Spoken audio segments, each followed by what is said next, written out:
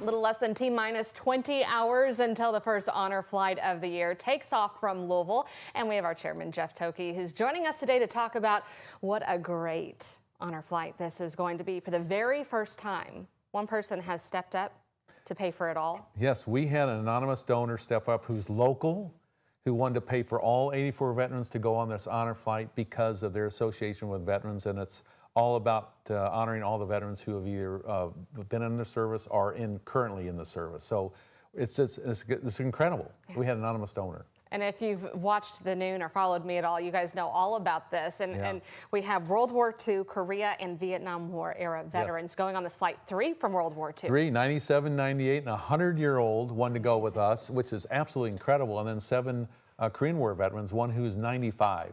And then our Vietnam veterans, some have been waiting 3 years to go on an honor flight. Think of that. And they are really excited. And so are we. That waiting list is over 400 long. Over about 450 people who sign up today. It'll be about 3 years before you go. So these guys are really excited. We have 1 female veteran on the flight. Mary Clark, and we'll be previewing her story coming up in the next half hour. You're taking a look at some of the video of the welcome home. We obviously want as many people as possible to pack into Ali International tomorrow night. Absolutely, because this will be their first welcome home for a lot of these veterans. They never had one, whether they're in Vietnam, Korea, or World War II. So here's a chance to welcome all the veterans home, to thank them for their service for our country. It's such a great day. You go to D.C., it's an early day. They're up for at least a good 20 hours. These guys who you said are the youngest in their 70s, up to 100 years old.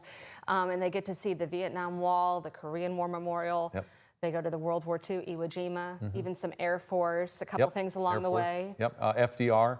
And then their adrenaline actually climbs as the day goes. You think a 95-year-old would get tired, but they get so excited about the day. And they're so excited about the welcome home and so forth. Of course, they don't know what they're going to get when they get home, but they know there's something that's going to happen. And that mail call. So many of you guys have already mailed in your letters to veterans and the school-age kids. That's their favorite, opening up the letters. Yeah, this is just a great day, and we really want a lot of people to come out to the airport to welcome these great veterans home. So they ask you to get there no later than 9:30. You say really 8:30. I say 8:30. With the crowd out there, we had a couple thousand people last year, and I would encourage you to come out at 8:30, get your place in line, bring an American flag, and welcome the veterans home for their day of... Wear your red, white, and blue. Yep. It's just so cool. I mean, 84, they each have a guardian that's going with them. And again, just shaking their hand and saying thank you, saying welcome home, something most of them have not heard before.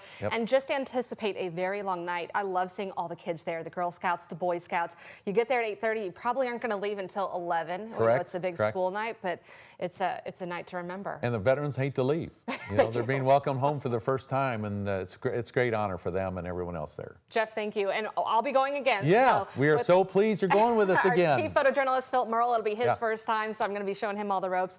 And you can pay attention to our social media accounts to get all the photos. And, absolutely. It's going to be a great day. Jeff, thank you so much. Thank you.